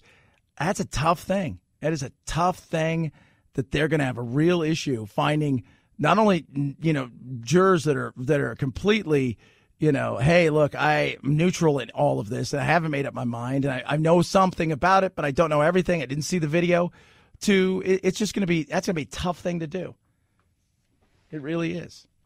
And, brace yourself as well, because you don't know what's going to take place in this when it comes to the trial. Because you're going to hear, the defense is going to go out and they're going to say stuff. They're going to bring stuff up about his past. They're going to bring stuff up about other interactions with the police. They're going to bring stuff up about this right here is the medical examiner. And he said, yes, that played a part in it, but he had heart issues, hypertension. He had fentanyl in him, and they're going to pay. I mean, it's going to get ugly. And God, as this thing plays itself out, you just don't know what's going to happen.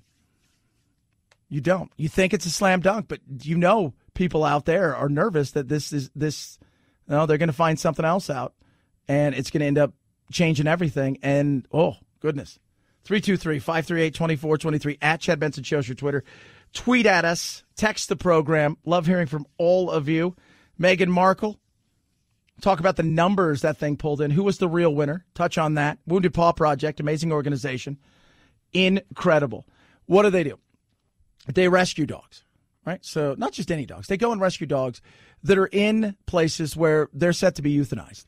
And they train them for veterans, first responders, and their family. And the work they do is amazing. And they do this specifically to get them to those veterans, first responders, and their family. And it is incredible to see how it changes both the life of the person who gets it and the family that gets it, as well as the animal. They need your help. Anything you can do, any donation-wise with a vehicle, car, truck, RV. It's a great tax deduction. Maybe you got to write some stuff off. Perfect time to do it. Shoot, they don't care if you got a motorcycle, you got something sitting around. They'll take it. You'll get a great tax deduction. The proceeds are going to go to protect, advocate, and train these dogs for veterans, first responders, and their family to help them with situations like transitioning back into a normal way of life, people dealing as first responders with issues that are going on, whether the police or fire department, with PTSD, and so many other things. Find out how you can help and get involved by going to woundedpawproject.org, woundedpawproject.org, woundedpawproject.org. You'll be saving a paw to save a life. Chad Benson Show.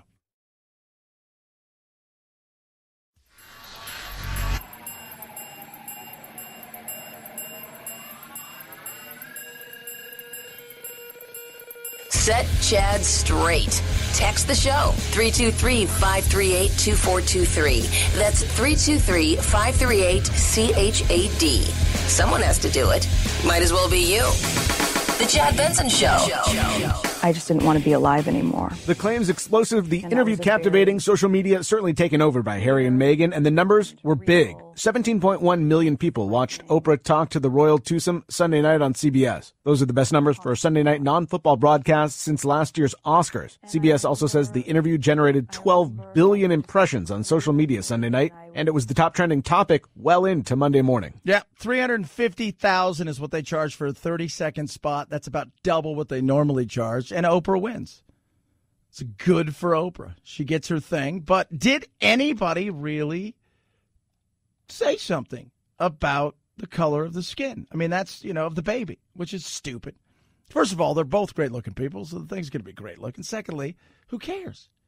Well, the Royals haven't, look, it's get over yourselves. And I don't think it was the Royals. I think if anybody did say it,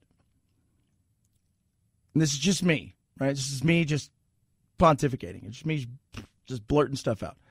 You've got the people that are essentially their people, right? They're PR people, they're concierge, they're the person that handles everything, their assistants. People that I joke about King Ralph, but if you watch that movie, right, Peter O'Toole is the guy that's getting John Goodman, Ralph, ready to be all these things, and it was somebody like that. It's possible, right? I mean, she asked the question, they were talking about this and the question about the color of the skin, and Meghan went on. They didn't want to make Archie a prince. Do you think it's because of his race? And I know that's a loaded question, but I can give you an honest answer. In those months when I was pregnant, so we have in tandem the conversation of he won't be given security, he's not going to be given a title, and also concerns and conversations about how dark his skin might be when he's born. What? Hold up. There's a conversation with you? With Harry. about how dark your baby is going to be? Potentially, and what that would mean or look like. Ooh. Oprah tried everything to get them to talk about it. There's a big guessing game all around the world. Who was it? Who was it? Who was it? And I thought it was very touching that Harry still is choosing to protect the identity of whoever that was. He did not share the identity with me, but he wanted to make sure that I knew, and if I had an opportunity to share it, that it was not his grandmother nor his grandfather that were a part of those conversations. That it was not his grandmother and Prince Philip, you said? He did not tell me who were a part of those conversations. Right. As you can see, I tried to get that answer. Yeah. But he wasn't giving it up. Me, if it was royal-ish, I'm going to say this. I could be wrong. Throwing it out there. This is just me spitballing here, Kate Middleton. I think it's a rivalry there. Just throwing it out there. A little bit of a rivalry. I think so. 323-538-2423. At Chad Benson Show is your Twitter.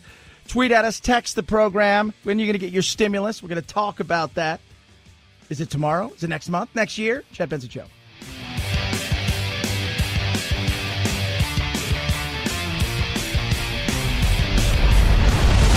The Chad Benson Show.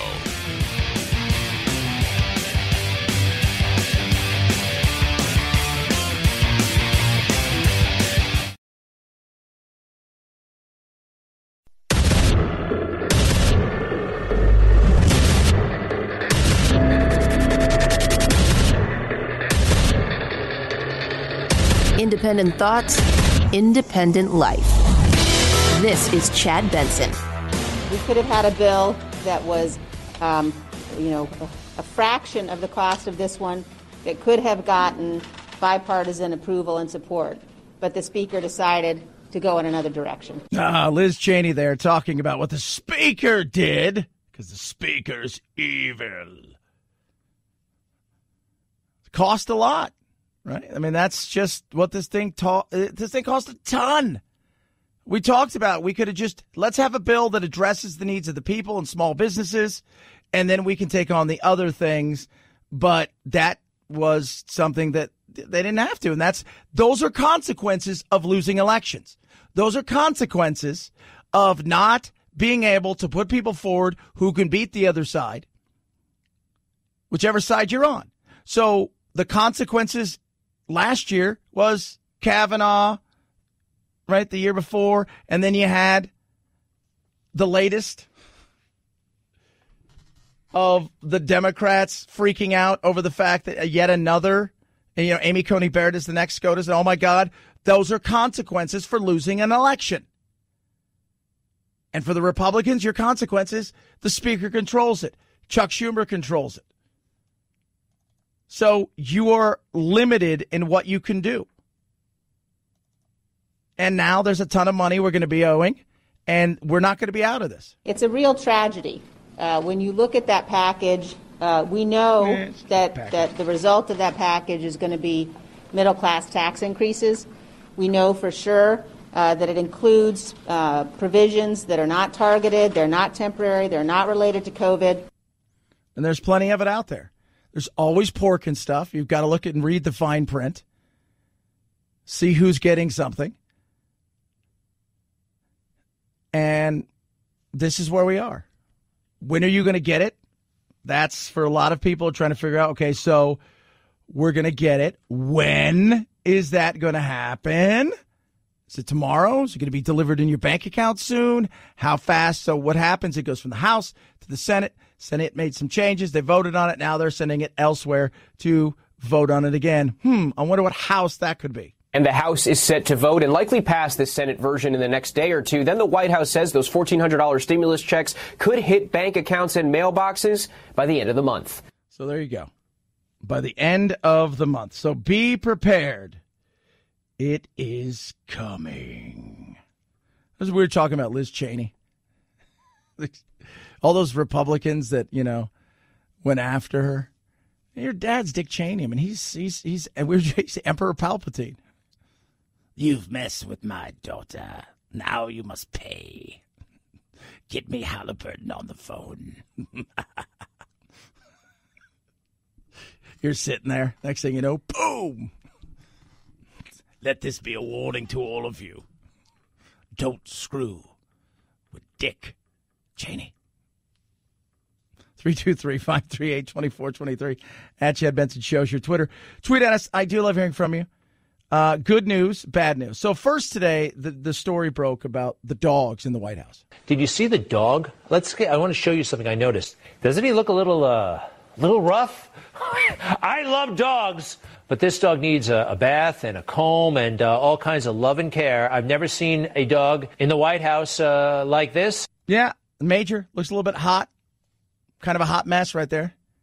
Just super hot mess. It's big dogs, fluffy. It's winter. It's got that coat, right? Like German Shepherd, the Czechoslovakian, the Belgian Malinois, all these dogs. This is it. They're meant to be kind of out in the cold. It's crazy, right? But apparently wasn't the nicest dog. I remember Buddy. I remember Millie. I remember lots of dogs, but not a dog who seems, I don't know how much love and care he is getting. Millie had like a staff and they really took care of her. Very beautiful dog. This dog looks like from the junkyard. And I love that dog, but he looks like he's not been well cared for. And apparently a little aggressive. So they sent him home to Delaware. And the thought process is he was going to stay there, but apparently he's coming back tomorrow. I don't know if he's aggressive with staff. I don't know. I mean, that's a big change, right? It's a rescue dog. It's a big change. Hey, by the way, all these people are going to be around you 24/7. It's a big change. Like, I couldn't, as much as I love my dog Doodle, could never happen. Just never. It's only going to bite your knee at best. But, yeah, that would be a ton. But he's going to be okay. So they're not going to get rid of the dog. The dog will be back sooner rather than later, which will be good for a lot of people. But now some people are mad about that because, oh, my God, you got a dog that's aggressive. You shouldn't have that. That's not a good look, having a dog that's aggressive. I think we could use a little bit of that. Right? What if Joe comes walking out and that dog's all got that leather harness? Joe's kind of, looks like it's ready to fight. Oh, Chad, that's not very nice. But Major is going to be fine. Major. Now, will you be fine? Well, it depends, right? Because if you got the vaccine, you may be fine. In fact, you could just be like a regular person. Explain to me why people who have been fully vaccinated can't just walk around like normal. All three of these vaccines that have been authorized so far, they are safe, they are extremely effective, especially at preventing severe disease, preventing hospitalization and death, which is wonderful for protecting the individual. There is now growing evidence that getting the vaccines also reduces your likelihood of being a carrier. We don't know exactly how much this reduces that risk, but it's probably substantially lower. And that means you could be asymptomatic yourself, but could infect others, but that chance is still much lower. Translation, keep your mask on. You may still be a carrier. Other people may not be around you that are vaccinated. They may not be vaccinated. So you may carry, you may not carry. We don't really know. We don't know if that's true or not. So you can't just walk around all like, look at me, I got the vaccine. What do you think of that? What? You don't have the vaccine. What? No, you those things you can't do as much as you would want to do that, right? Celebrating as if you're like, oh, yeah, I'm the bee's knees. I got the vaccine. No, they don't want you to do that. I'm wondering, is it the envy side of things? Are there people out there that's like, oh, man, they got the vaccine. How much cooler are they than we are? I can't believe they got the vaccine. That guy got the vaccine. California now, if you volunteer for 4 hours, you can get the vaccine. That's all you got to do. Go there, volunteer, 4 hours, get it, get out. There you go.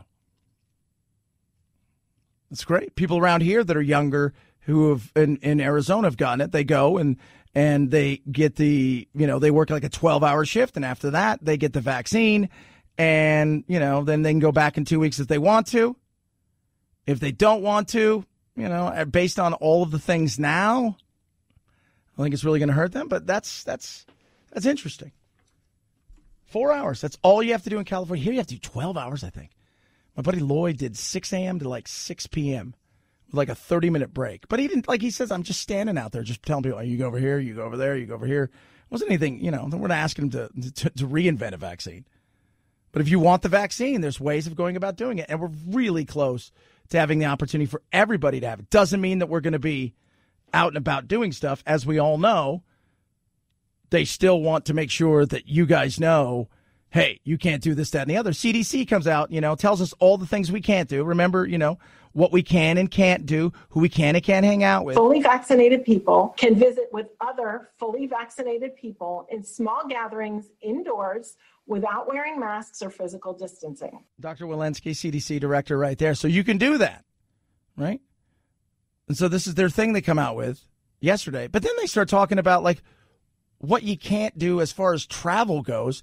And it's another one of those, what? That makes no sense. That doesn't feel like any science.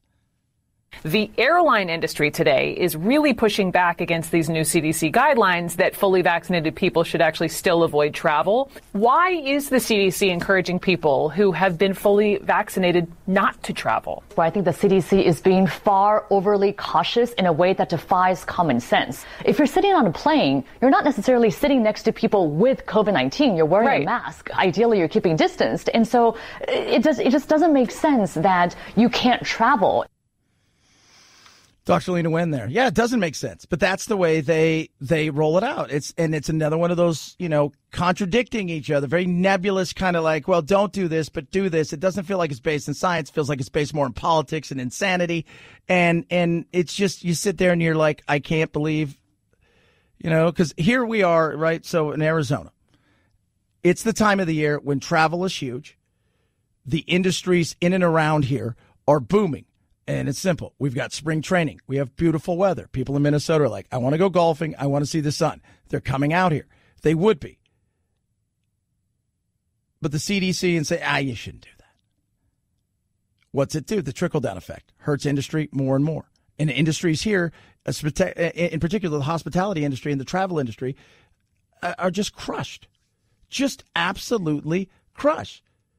So CDC says no, but Dr. Wen? I actually would go further and say that people who are fully vaccinated should be able to travel, should be encouraged to travel. And that's one of those incentives that we can give as a way for restoring freedoms, that you are now able to travel and go visit your loved ones and go to museums and cultural institutions once you're fully vaccinated.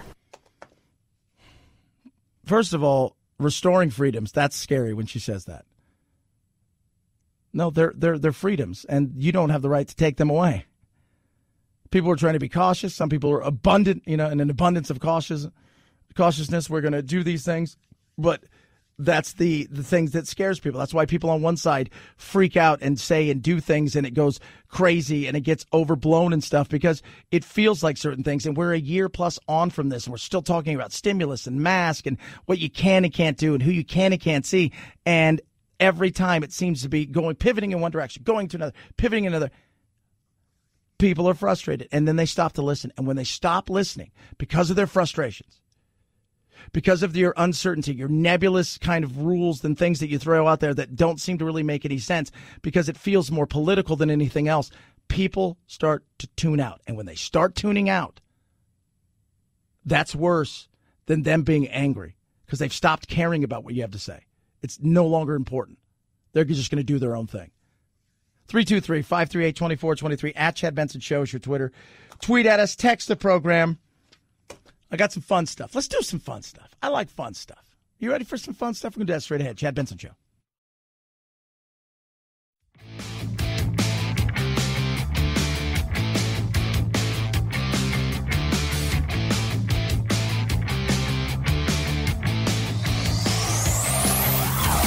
Check out our Chad Benson Show Facebook page where you can hang out or hang your grievances out to dry. This is Chad Benson. Cows are very relaxed animals and they don't fight, they don't get in trouble. We have some special hugging cows and you can lay next to her or what you like. People think it's very relaxing. When the hugging cow is lying down and the people are hugging them, she likes it and she finds it also relaxing. And when a hugging cow doesn't want to be hugged anymore, she's standing up and going away. That is Renee Benefar. lives alone, and there's a lot of people out there that struggle, right? And so you got all these people who are looking for something, and cow cuddling is it, right? So you got a lady out here, lives in Arizona, Scottsdale alone, right? And the whole thought process is, I just need something. So why not cuddle a 2,000-pound cow? She goes, it was really my first real hug of the year. I'm like, really? Why is that? I mean, I understand that you can be worried about some stuff, but you can't cut yourself off. You should know that. So you're going to go out, people are going to go out and they're going to go, cuddle cows. That's the new thing. What if you got mad cow disease? I couldn't donate blood when I came back from Europe because I lived there at a time when they had mad cow disease. So they don't let me because it can live in your body for a long time. And if you've ever seen mad cow disease, it is awful. Because the cow goes crazy. It's nuts. It's literally nuts running around. And so they wouldn't let me donate blood. What if I go there and I get mad cow disease? What if while cuddling the giant 2,000-pound bovine, it tips over? Because it too is enjoying the cuddles, and then you're no longer there. Could that happen? You don't know. You don't know. You guys want to feel good about yourself? What's your net worth? Lulu here plays watchdog outside of her Nashville home, but the truth is she can afford to hire her own security. Lulu works the front door not because she has to, but because she wants to. She's a good girl. Martha Burton is Lulu's caretaker. Come here. The two have been together for years as the 88-year-old Burton kept Lulu for her friend, the dog's owner, Bill Doris. Oh, he's always left the dog for me to take care of. Then, late last year, the 84-year-old businessman died. Oh, he died. So Doris going to take care of it. Well, that could cost Doris some money, but you know what? Doris likes the dog.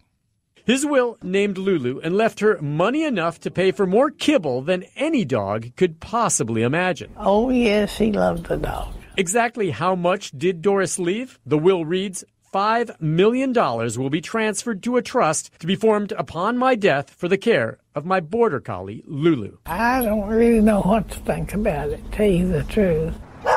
He loved the dog. I love the dog, and I don't know what to tell about that, but it's $5 million.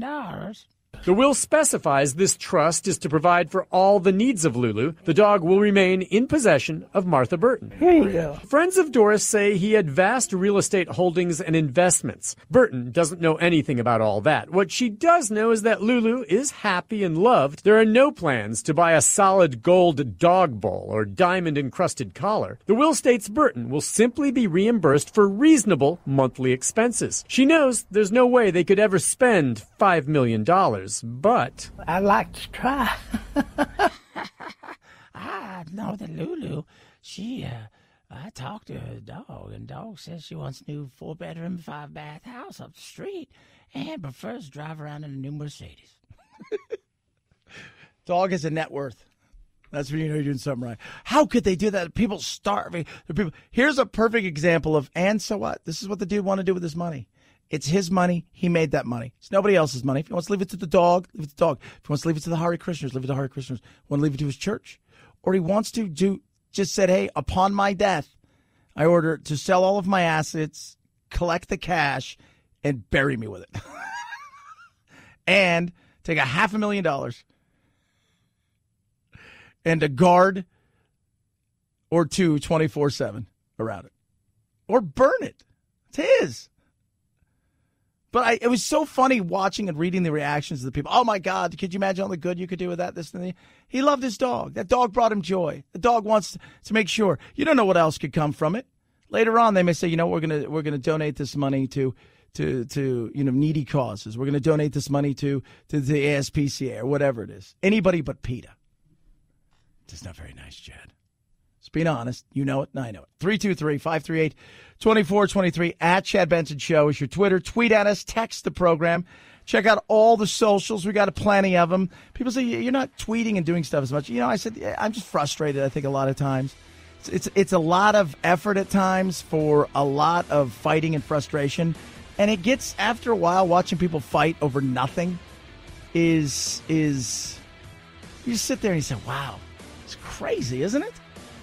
It is. You guys have a blessed day. We'll do it again tomorrow. It is Tuesday, so go get yourself a taco. Night-night, Jack.